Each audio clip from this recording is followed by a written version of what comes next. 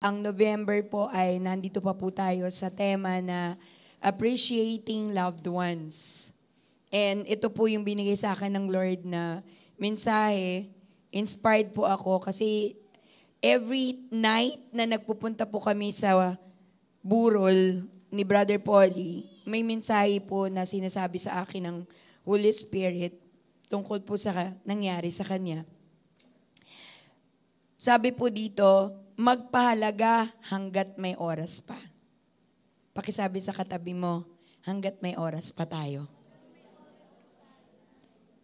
I believe every day that God is giving us is a chance to be better than yesterday. Mahirap po pag paulit-ulit nating ginagawa yung pinagsisihan na natin nung nakaraan. Mahirap po kapag paulit-ulit na nagiging pokmaru tayo. O nagiging marupok tayo sa paborito nating kasalanan. Alam nating mali, alam nating hindi natin hawak ang forever. Anytime, pwede tayong kunin ng Lord. Pero hindi tayo aware na dapat agad-agad mabago yung ating pananaw. Meron ako isang hinahangaan na writer ng aklat. Maraming aklat na po siya na-publish. At sikat po yung kanyang mga aklat about leadership. Sabi niya po, don't pray for things. Sabi niya, kaya minsan, hindi tayo nagsaserve sa Lord because we always pray for things. Amen? Ano ibig pong sabihin na we pray for things? Gadgets, diba? Appliances, with everything that would give us comfort, mas ang focus natin ay mga bagay. Sabi po niya, ang ipag-pray natin, ang bansa, ang gobyerno, ang pamilya, ang communities, na magkaroon sila ng kulturang Jesus, kulturang makadiyos. Yun ang lagi nating ipanalangin. At tayo mismo, may spread din natin yung ganung kultura sa kanila. Because kapag maayos ang mindset ng bansa, maayos ang mindset ng mga nangunguna sa ating gobyerno, sa ating bansa, sa ating barangay, sa ating community, magiging madali na lang ang pag-acquire ng mga properties at mga bagay-bagay. Mawawala ng mga lagayan system, mawawala ng mga palakasan system. 'Di ba? So nag-agree ba kayo sa kanya? Ako nag-agree ako sa kanya.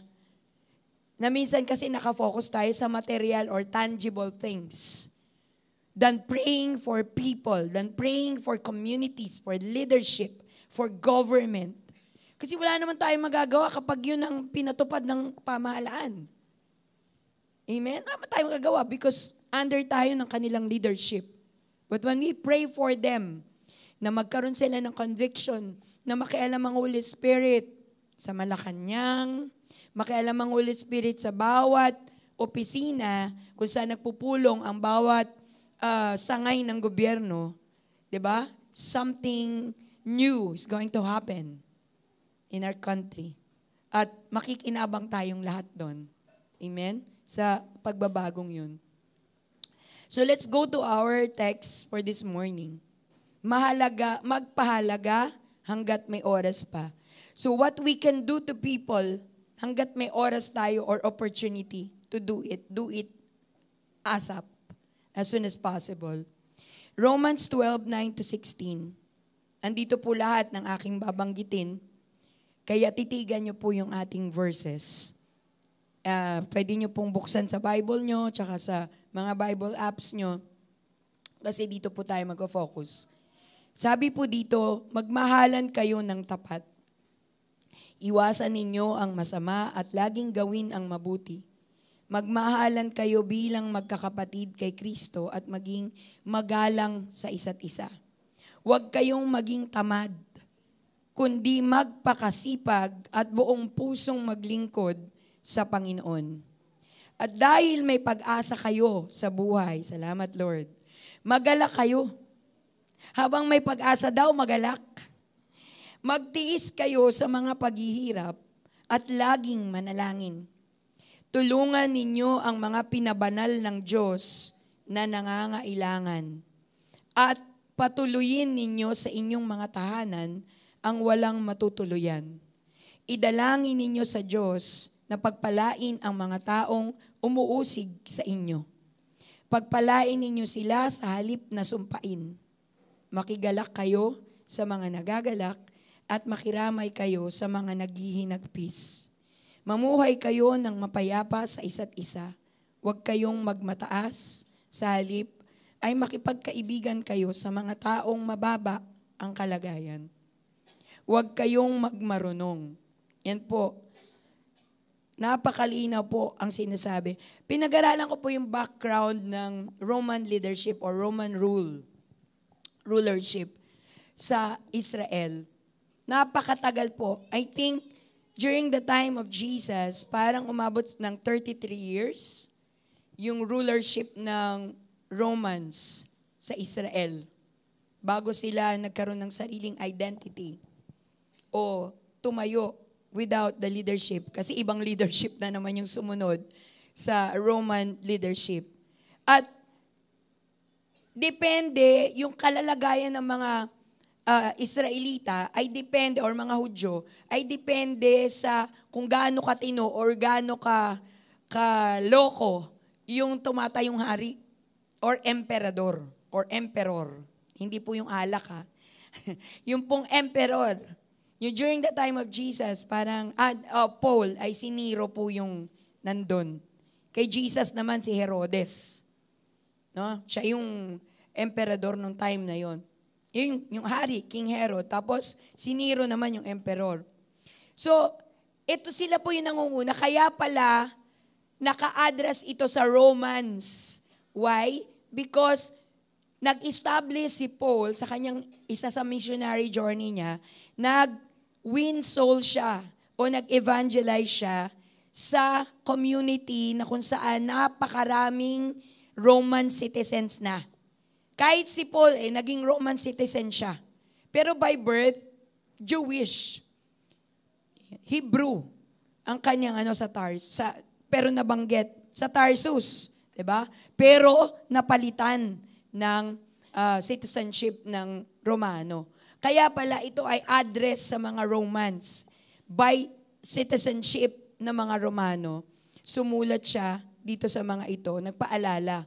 So parang sinasabi ni Paul na ito yung kultura, ito yung nangunguna sa bansa natin, pero iba tayo. We have our own identity. Ganon din po tayo. Merong mga leaders over us, pero dapat meron tayong ibang uri ng kultura. Yun yung ipagpe-pray natin na madamay yung ating leaders ng ating bansa nung kultura na itinuturo sa atin ng mga prophets sa Old Testament at mga apostol sa New Testament. Amen? This is our standard. The Bible is our standard. The Word of God is our standard.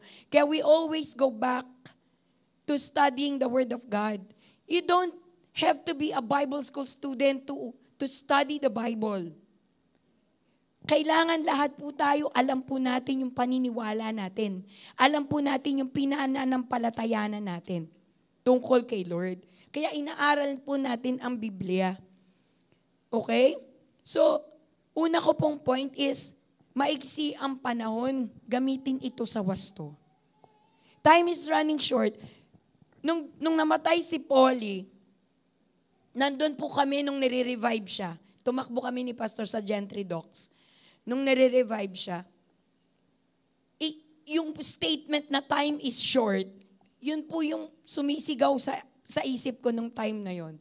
Kasi, punong-puno silang mag-asawa ng pag-asa na mababalik sa normal lahat. Mababalik sa normal lahat. Ang dami po naming plano. Yung church, yung bahay nila kasi po, nabenta na po sa iba yung simbahan natin ngayon doon sa San Francisco Gentry, kukunin na po yun. Dapat nga po, first week ng November, talagang umalis na yung church doon. Kaso po, etong namatay si Brother Polly, medyo naawa po yung may-ari at sabi, sige po, kahit katapusan na ng November para Pero nagplano na po kami kasi meron pong lote na bakante doon sa bahay po ni Brother Polly na inano na nila, na panalo na nila yun sa pag-ibig. So, inuhulugan na po nila yun. Pangalan yata ni Kiana.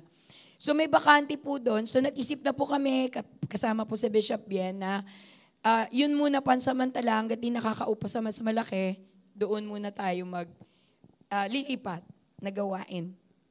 Palalagyan ng bubong, aayusin para magkasya yung mga kapatiran doon. Yun namin plano. So buhay na buhay po sa amin yung mga plano na ganoon. Inaayos po namin, tapos bigla po siyang namatay. So, naisip ko tuloy na yung verse dito sa Ephesians 5:15-17. Naisip ko yung redeeming the time because the days are evil. Hindi pala pwedeng sabihin ni Lord na I have redeemed you. I also have redeemed the days. 'Di ba? Nakalagay dito, redeeming the time because the days are evil. Big sabihin, Satan and his evil works is allowed na maghasik ng lagim. Kasi nga, darating yung time, parurusahan na siya sa impyerno, gusto niyang mandamay. Sabi mo sa katabi mo, huwag kang magpapadamay. Sabi dito, Ephesians 5:15-17, kaya mag-ingat kayo kung paano kayo namumuhay. Huwag kayong mamuhay tulad ng mga mangmang, kundi tulad ng marurunong na nakakaalam ng kalooban ng Diyos. Huwag ninyong sayangin ang panahon ninyo. Gamitin ninyo ito sa paggawa ng mabuti dahil maraming gumagawa ng kasamaan sa panahong ito. The days are evil. Huwag kayong magpakamangmang, kundi alamin nyo kung ano ang kalooban ng Panginoon na gawin nyo. So every day is a chance to know the will of God in our daily life. Amen? Sa araw-araw na buhay, binibigyan tayo ng pagkakataon ng Lord na alamin upang malakaran. Pag hindi mo alam, di mo malalakaran. Hindi mo makikilusan. May mga kausap akong mga taga Cavite, talagang mga Tagalog, yung action pala or application, kilusan. 'Di ba? Kilusan sa mga Tagalog na mga salita. So, nagiging mangmang pala tayo kapag hindi natin na ma-maximize ang bawat araw na binigay sa atin ng Lord. Sino dito yung naisip mong daming taon na sayang ko lang? Di ba naisip natin yun minsan, no? Pero, ang Lord gusto niya, tigil mo na yung pag-iisip sa nakaraan. Kundi magpasalamat tayo. Kasi binibigyan pa tayo ng Lord ng pagkakataong maitama. At maging mas mahusay kaysa dati. Mas maging magaling kaysa dati. Pero sa totoo lang, umamin tayo.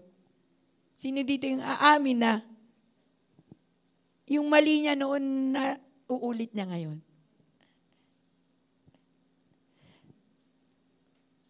Ituring natin na hindi titigil ang dyablo na pasamain ng pasamain ang mundo.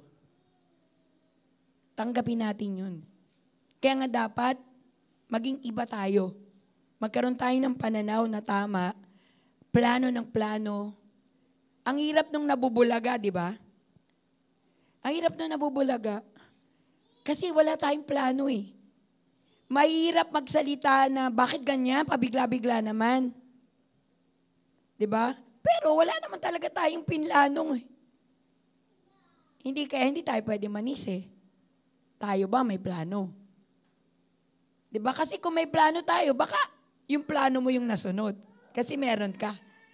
Kaso, dahil walang plano, iba yung nasunod. So, let us redeem the time because the days are evil. Bawat araw na binibigay sa atin ng Lord is araw ng pasasalamat to do better in dealing with other people. So, nandyan na lahat, no? Una, so ito na yung pagpapahalaga sa mahal sa buhay. Una, magmahal ng tapat. Basically, lahat ng tamang pagmamahal ay galing sa Diyos. Kasi hindi natin pwedeng pairalin yung background natin or konsepto natin ng pagmamahal. Kaya nung tinubos tayo ni Jesus sa kanyang dugo sa krus ng Kalbaryo, binigyan niya tayo ng chance to exercise the love of the Father. Kasi binigay natin yung buhay natin sa Panginoon na parang sinasabi natin, Jesus, take over my life. Jesus, be the Lord of my life. Amen? Pag sinabi natin, Jesus, be the Lord of my life, sinong masusunod? Pero bakit maraming beses, pag nasaktan tayo, damdamin natin ang nasusunod? At hindi na natin iisip, ano ba yung sasabihin ni Jesus sa nararanasan natin?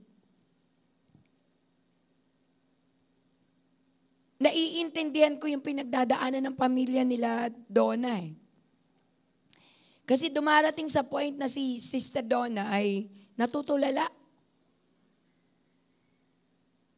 Ayaw niyang may kausap. At naisip niya yung panghihinayang kasi ang dami nilang planong mag-asawa. Bumabalik ako dun sa alaala ko na may mga times na nanghihinayang ako na namatay yung tatay ko, yung kapatid ko. Parang pakiramdam ko meron akong kasalanan.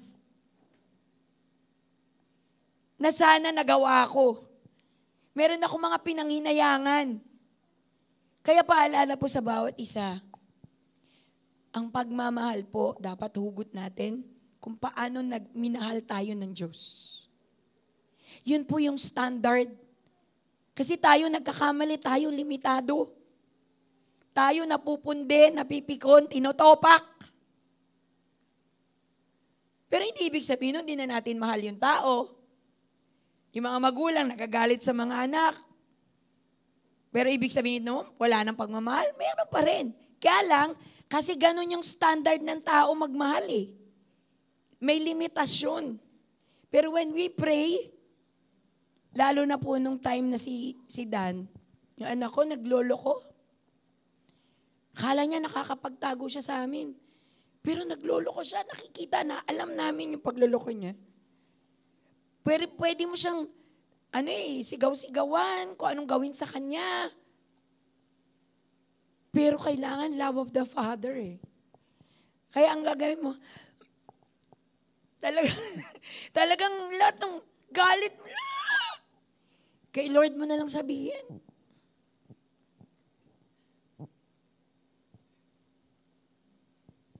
Amen? Pag nilabas mo na yun sa Panginoon, bibigyan ka na niya ng wisdom and direction eh. Ano yung next step mo? Ito yung hindi ko makakalimutan eh. Paglabas namin ng bahay, pa kami sa Kingfisher nakatira, paglabas namin ng bahay, biglang umalingaw-ngaw yung heavy metal na mga tugtog. Malapit pa kami, kaya narinig ko. Bumalik ako.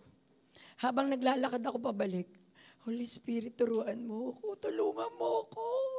Anong sasabihin ko sa anak ko? Pagdating ko, on time lagi si Holy Spirit. Pag nag-pray ka, on time siya.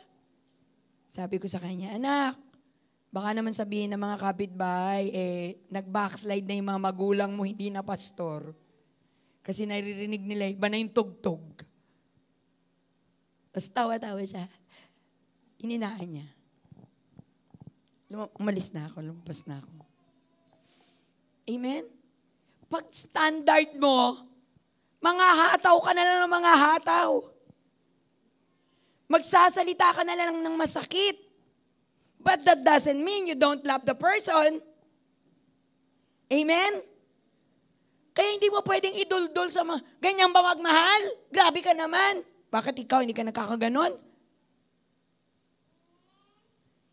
Huwag mong husgahan ng tao kung paano siya magmahal.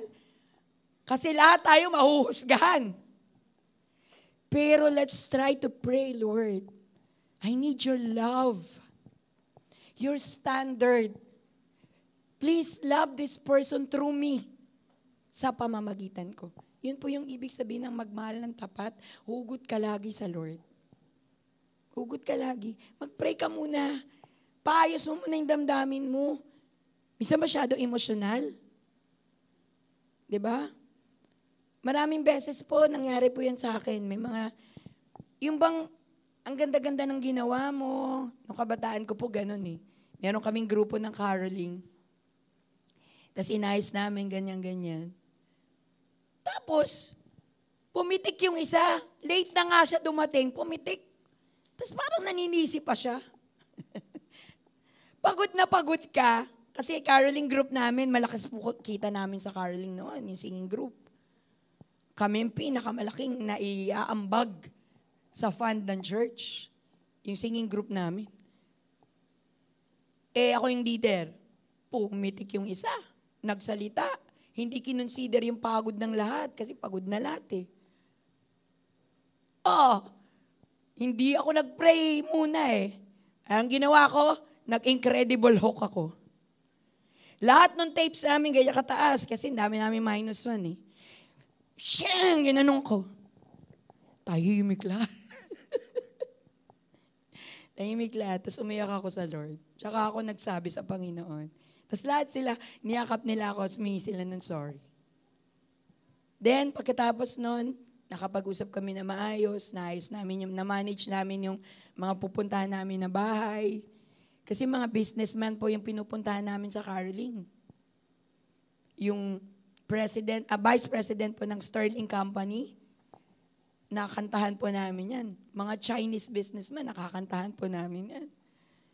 So yung leadership mo, tapos memenosen, di ba, nakaka-react yun. Di ba, para bang pag sumagot sa'yo, parang magka-level lang kayo. Napakahirap po nun.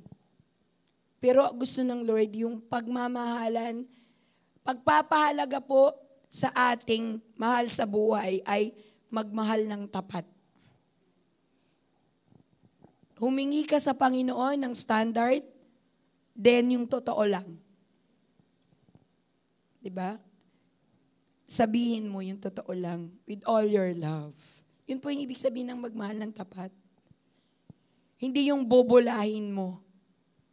Hindi yung gusto lang niyang marinig yung sasabihin mo kasi ayaw mo siyang ma-offend. Ako minsan, kahit anong practice ko para hindi ma-offend, na-offend pa rin eh. Diba? So minsan, hindi na dun sa nagsasalita eh. Yung kinakausap kasi niya, matagal nang offended. May hugot na, kaya sumabog. Amen. So, ano muna tayo sa Panginoon? Lahat ng reklamo natin sa mga mahal sa buhay natin, pag-pray natin para makapagmahal tayo ng tapat sa kanila according to the standard of the Father's love that He gave His Son for us. Ganun katindi. Gawin ang mabuti. Lahat ng mabuti ay mabait. Pero hindi lahat ng mabait ay mabuti. Agree ba kayo doon? Kasi minsan, yung mga mababait, konsentidor sa mali. Kaya pag sinabi mong mabuti, standard ni Jesus. Kasi di ba sabi, bakit mo ako tinatawag na mabuti? Sabi ni Jesus, sobrang nag-humble ni Jesus, no? Ang Diyos lang ang mabuti.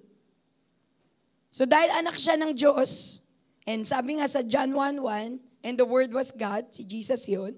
So yung standard pala ng goodness, standard ng Diyos. So ibig sabihin, when we follow the Word of God, yun yung ginagawa natin, May goodness. Yun yung tama kasi kaya mabuti. So gawin yung mabuti. Hindi magkonsinti. Sabi mo sa katabi mo, huwag kang konsentidor. Isa pa, pag mali, mali.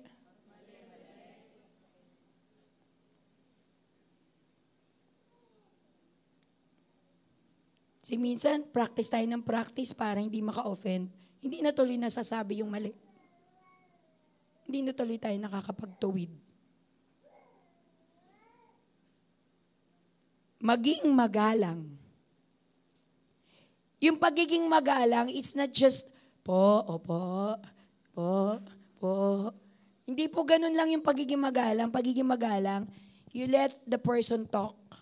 You let the person release kung ano yung gusto niyang sabihin. Pinakikinggan mo siya.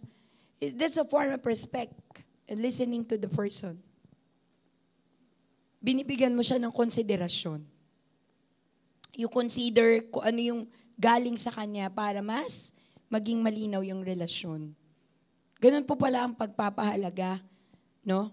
Pagiging magalang sa kanyang nararamdaman, sa kanyang naiisip.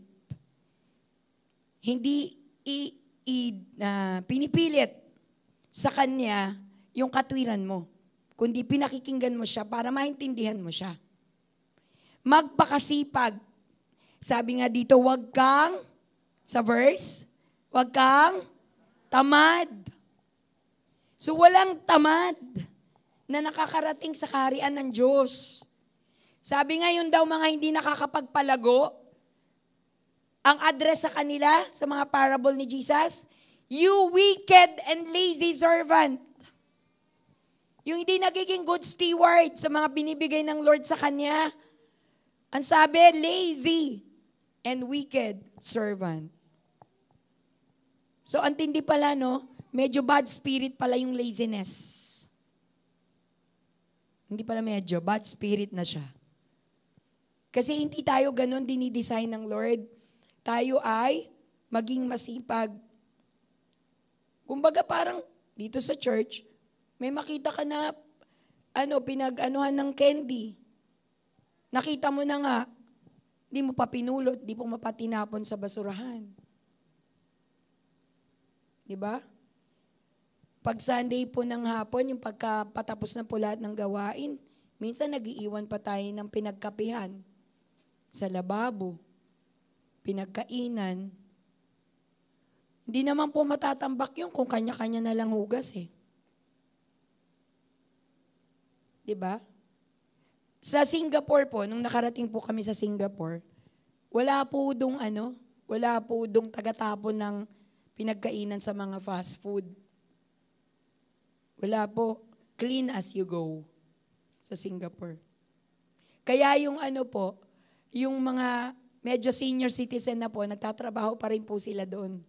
Chine-check na lang nila yung mga lamesa. Pero kapag may iniwan ka doon, kakausapin ka nila. Kasi hindi marunong mag-English.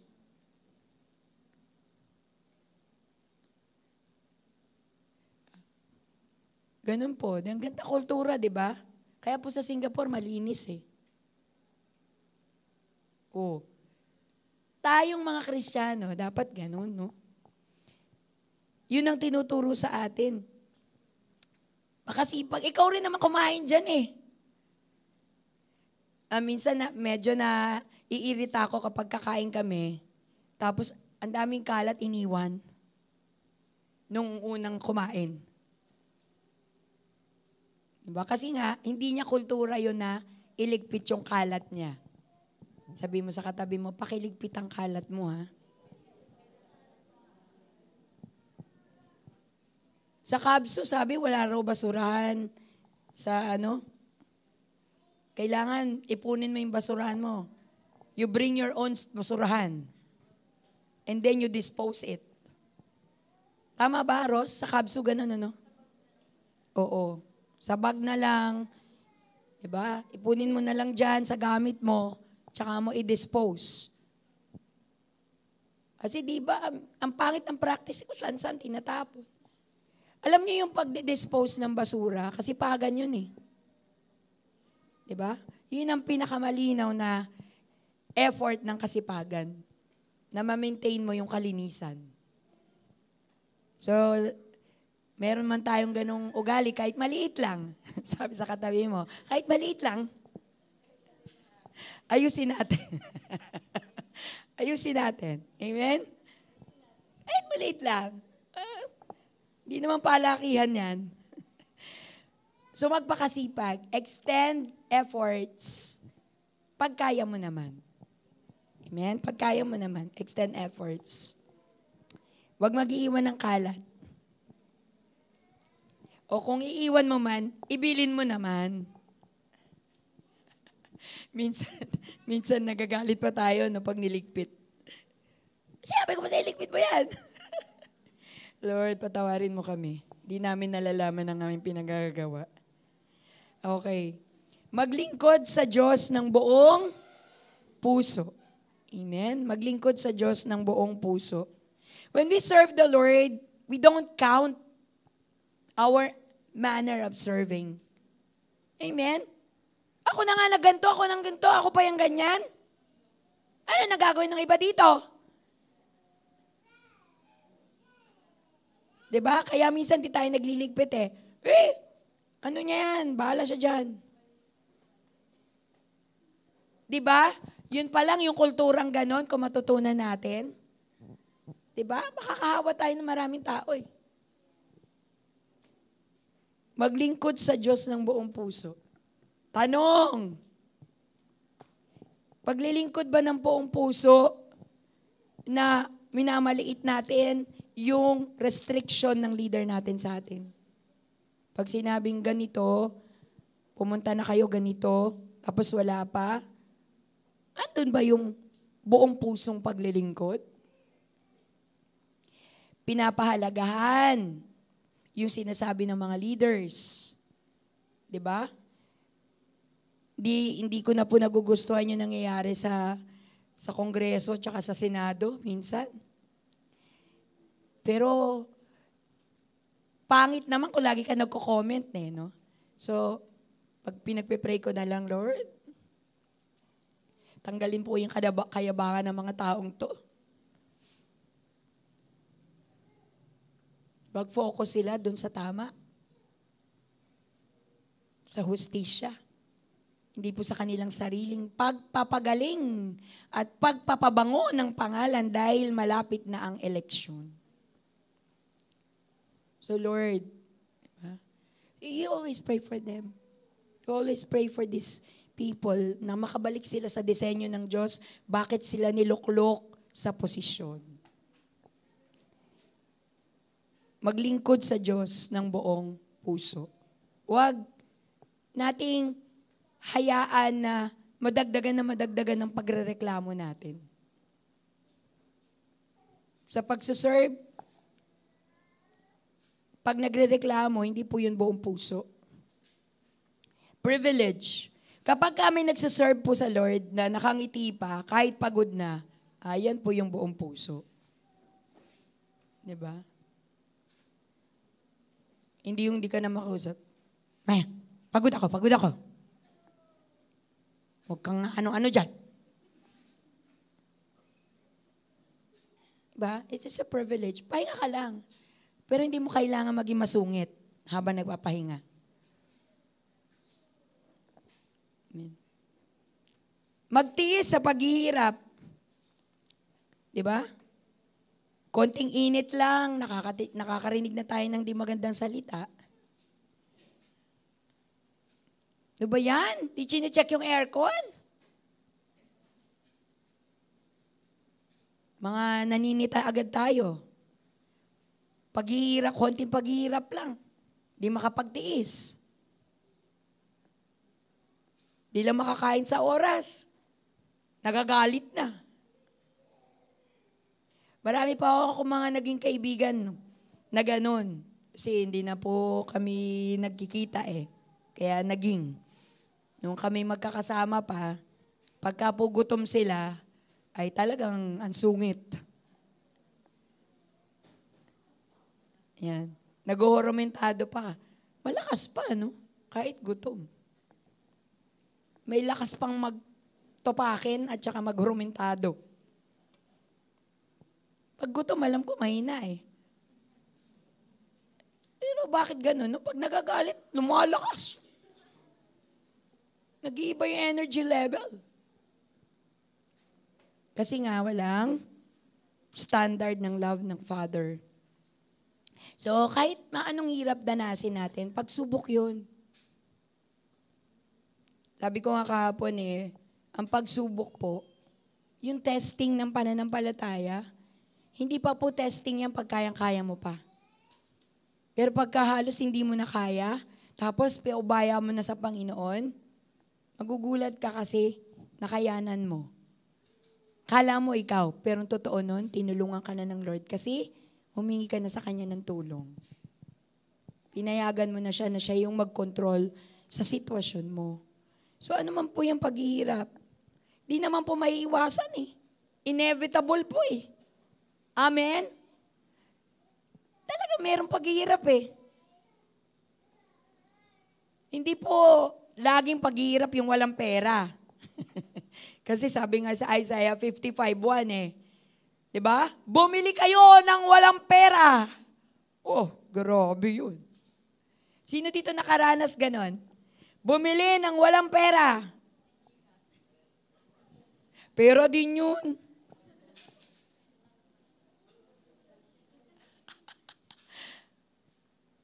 So, linawin natin, bakit sinabi yun ni Isaiah? Kasi may mga bagay na gusto mo, pero dahil inuna mong maglingkod sa Lord, dumadating sa iyo yung mga items na gusto mo na hindi mo kailangang bilhin. Dumarating sa iyo ng libre. Or kaya sobrang bagsak presyo. Amen? Yun po yung ibig sabihin ng bumibili ka ng walang pera. Kasi gusto mo yun na mapasayo, pero inuna mo si Lord, priority ko si Lord. Nagulat ka, nagkaroon ka, di ka naman bumili. Amen? Yung pinagnanasaan ko po na iPad, meron po si Ross yun ano yan, 10th gen ba yan? O yan. Libre lang yan, anak, no? Binigay, pabira. O, di ba? Samantalang naglalaway ako dyan pag nakikita ko. Lord, gusto kong Lord. Tapos sabi ni Ross, binigay lang sa kanya. Yun po yung ibig sabihin nun. Magusto ka sa buhay, pero dahil inuna mo si Lord, binigay ni Lord sa'yo in a very better deal. Yeah? Better deals. So mag-taste ka. Wala ka pa. Sabihin mo lang sa Lord, unahin mo pa rin si Lord. Kasi pag kailangan mo, bibigay naman ni Lord. Tama? Pag kailangan mo, bibigay ni Lord yan. Laging manalangin kahit sa umuusig. Sabi, pagpalain mo daw kahit yung mga tumutulig sa'yo. Sabi niya, sinabi mo yan sa akin, lagot ka kay Lord. Diba? Inuusig mo kami, lagot ka kay Lord. Pinagsasabihan mo yung church ng masama, lagot ka kay Lord. Pero sabi dito, lagi silang ipanalangin at pagpalain. Bless those who persecute you. Grabe. Bakit bless those who persecute you? Para magbago. Para dumating yung conviction sa Kanya through your prayer. Amen? Pero pag pinatulan mo yan ng galit sa galit, hindi na yan mako-convict.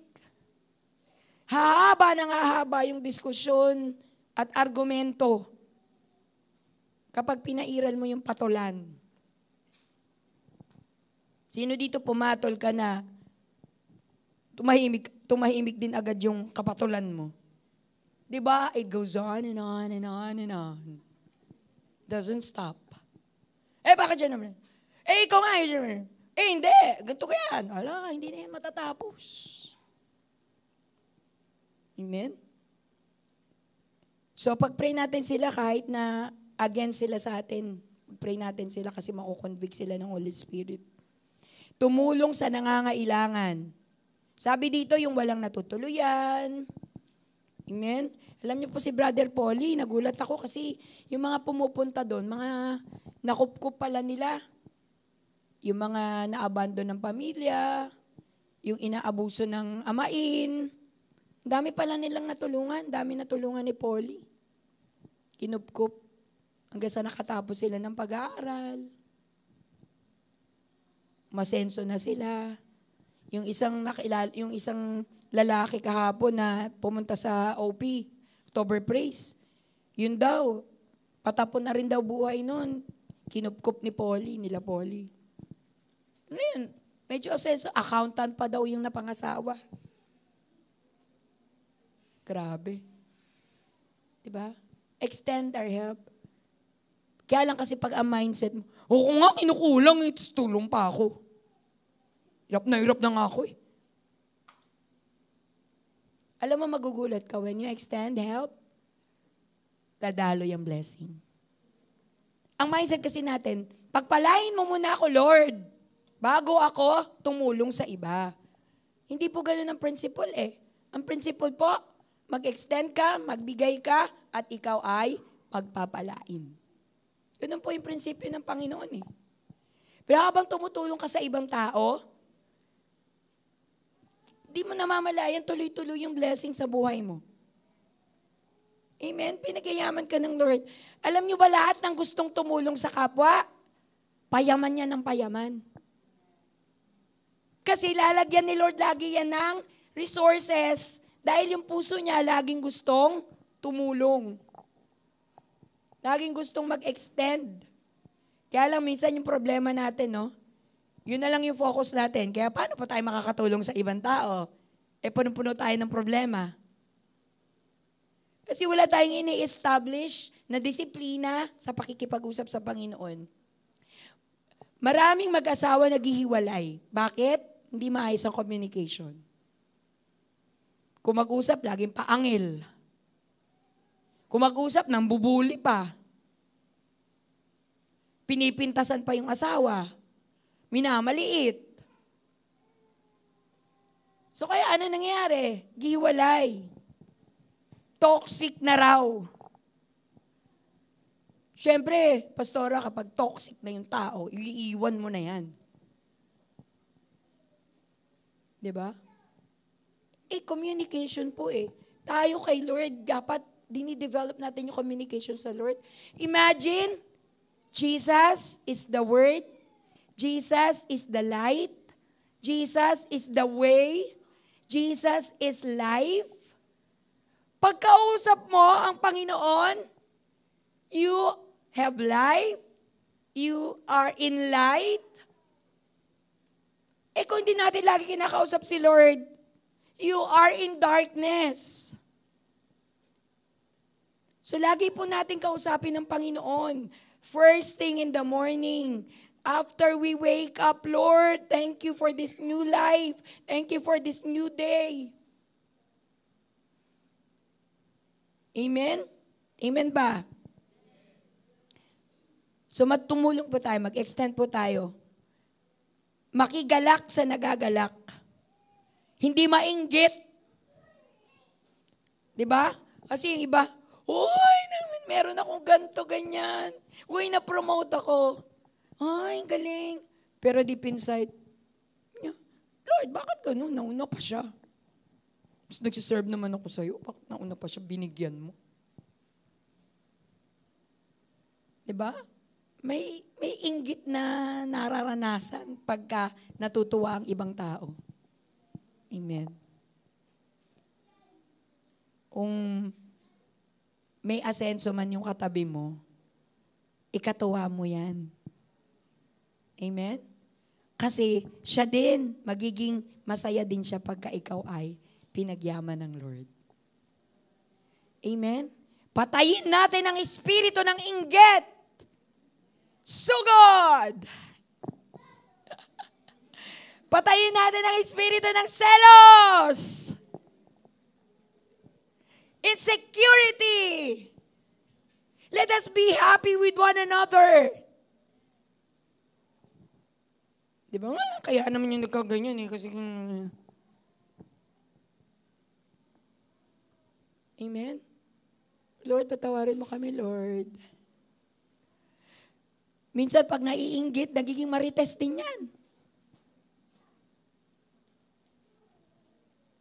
Di ba? Kasi di niya matanggap na pinagpala yung isa, siya hindi. Lahat ng pagpapala, enough yan. Alam ni Lord ang ginagawa niya sa buhay natin. Amen?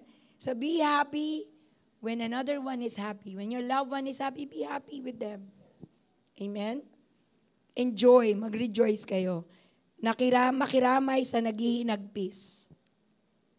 Makiramay po tayo. If you have time, dumalaw po kayo dun kila Polly.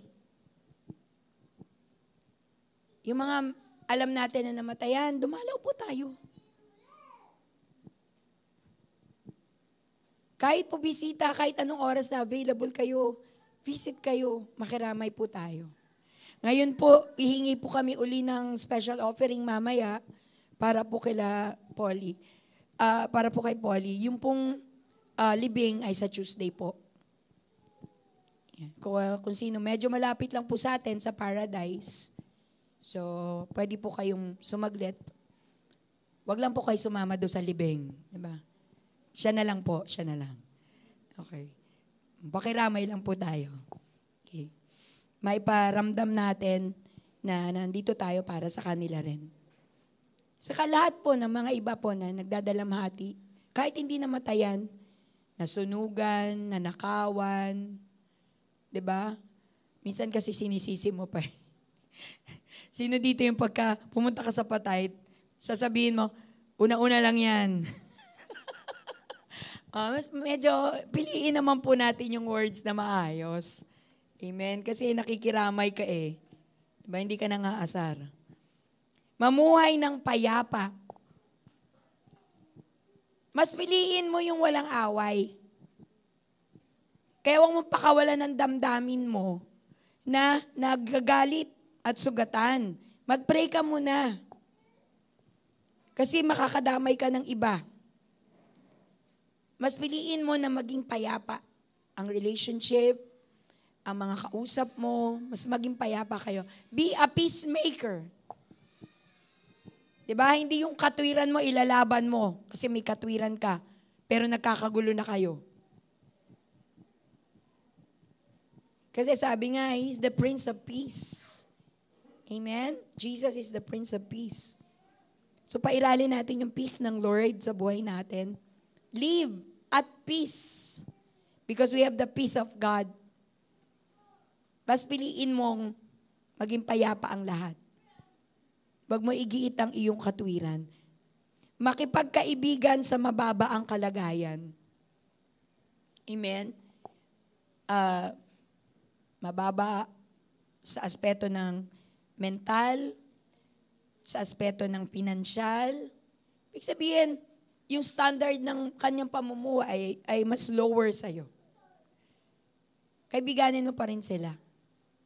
Amen? Kasi kapag hindi ganun, ibig sabihin, kung sino lang yung napapakinabangan mo, yun lang gagawin mo kaibigan, hindi po ganun ang gusto ng Panginoon sa atin. Ganito po natin pahalagahan ang ating mga loved one. Huwag magmataas at magmarunong. Naalala ko yung sinasabi ni Brother Ed Lapis. Sabi niya, meron naman po siyang magandang mga nasabi. At sabi po niya ay, bakit po yung mga matatanda na madali nang mamatay or malapit nang kunin ni Lord, ay kung ano-anong hinahabilin. Pinahihirapan yung mga maiiwan. Pagka bago ako mamatay, si kopkopin nyo. Pagka bago ako mamatay, ganito gawin nyo. Sabi niya, bakit maganan yung mga mamamatay na yan? Pinahihirapan yung mga naiiwan. Amen? Kasi nga minsan, yung mga malapit ng kunin ni Lord, hindi si Lord ang kinakausap. Masyado pa ring abala dun sa iiwan niya. 'Di ba? Kaya yun ang inaasikaso niya. Hindi yung kanyang relasyon sa Panginoon. Ay naasikaso niya yung iiwan niya. Sabi nga ni Haring Solomon vanity. Walang kabuluhan, meaningless. Bakit niya sinabi? Yung pinagsikapan mo, halos hindi ka kumain, halos hindi ka matulog, nagtrabaho ka, nag-ipong kang pera, dami mong pera, tapos namatay ka, binulastog lang nung iniwan mo.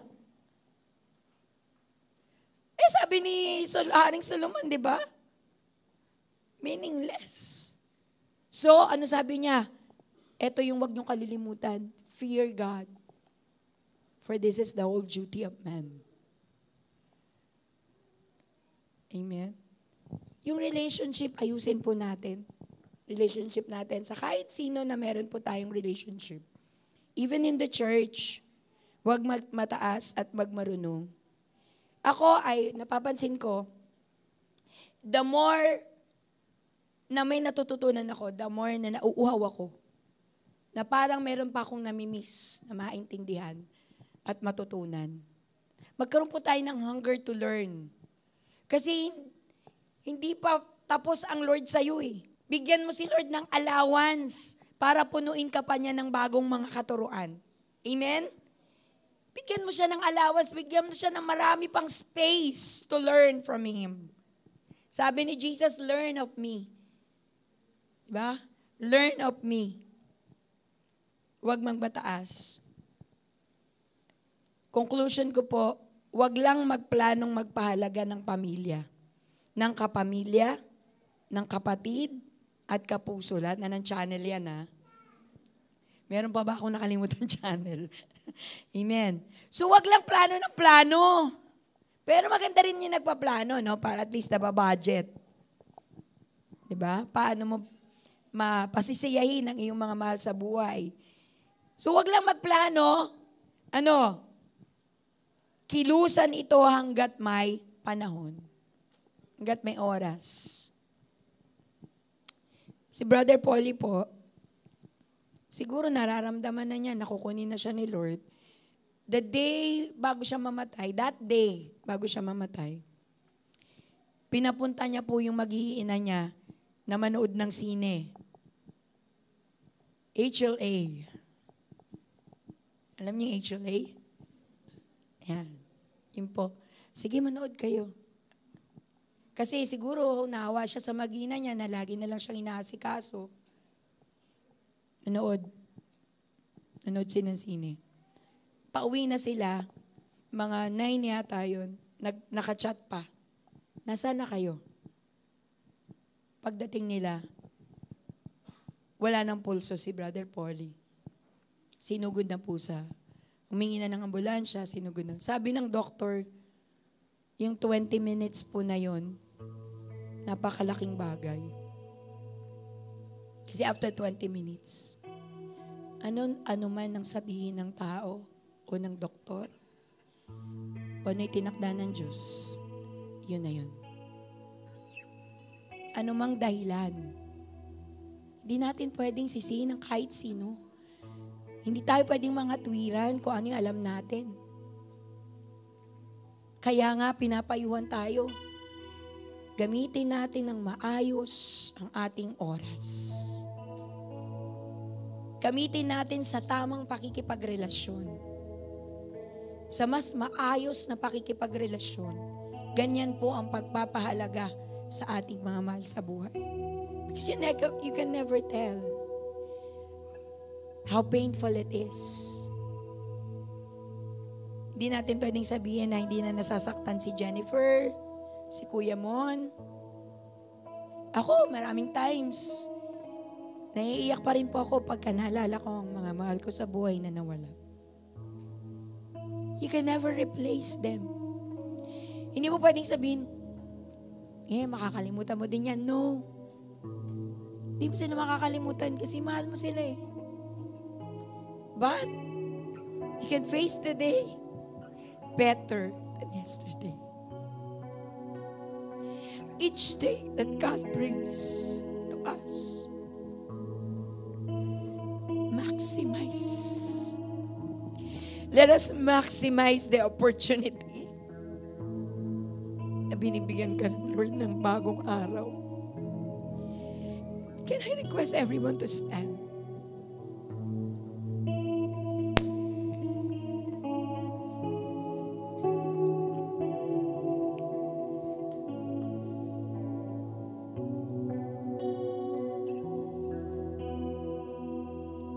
Lahat po ng gusto niyang ipaayos yung pakikipagrelasyon niya sa Panginoon, I just want you to raise your hand to the Lord. Huwag ka na lumapit. Raise your hand to the Lord na parang tinataas mo din yung kapasidad mo sa pakikipagrelasyon sa kanila ay pangunahan ka ng Diyos. Isuko mo. Hindi ipanalangin na sila ay maging mabait sa'yo or maging mabuti sa'yo. Kundi ipanalangin mo na ikaw, makita mo kung ano yung kulang pa. Paano mo sila tinatrato. Makita mo yung mga pagkakataon na binibigay sa'yo ng Diyos. Yung mga itinatama sa'yo ng Diyos. Yung mga spaces na ine-extend ni Lord sa puso mo para matulungan ang iba.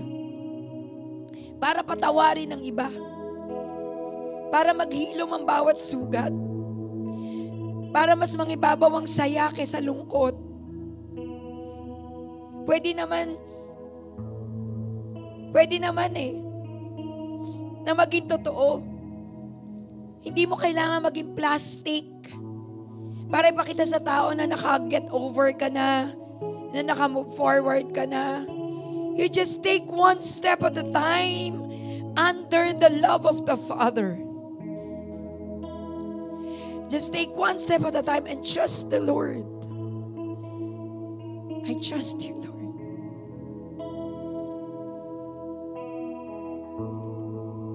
I trust you, Lord. Na kung ano man yung hindi ko kinakaya, you will empower me. Holy Spirit, I need you. Holy Spirit, empower me to do what I cannot do. Empower me to influence and inspire people to come to you. Kasi mas maganda ang community kapag ikaw ang leader, kapag ikaw ang Panginoon. Within our family, hindi lamang kami mag-devotion or mag-family altar dahil required or obligasyon, kundi makapag-pray kami dahil kailangan namin na sa family ng direction mo, Lord. Just raise your family to the Lord right now. At humingi tayo ng tawad sa Panginoon. Patawarin mo kami, Lord. Nakakalimutan naming unahin ka para magkaroon kami ng tamang direksyon for the people around us. For the concern in the people around us.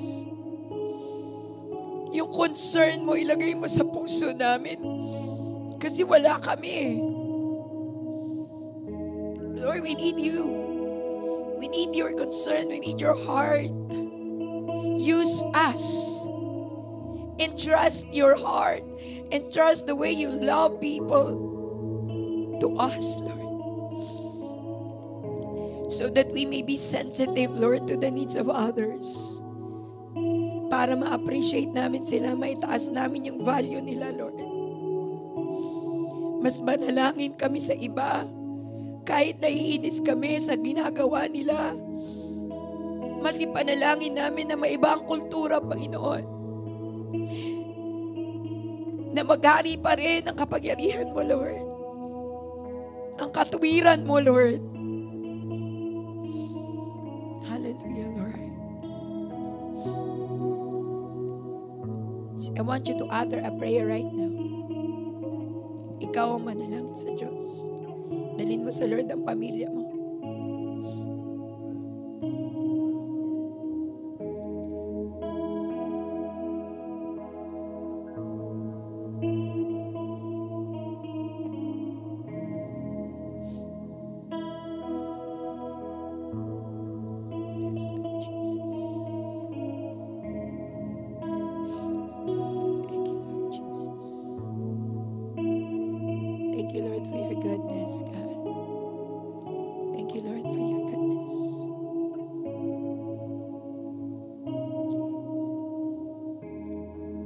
We surrender to you, Lord.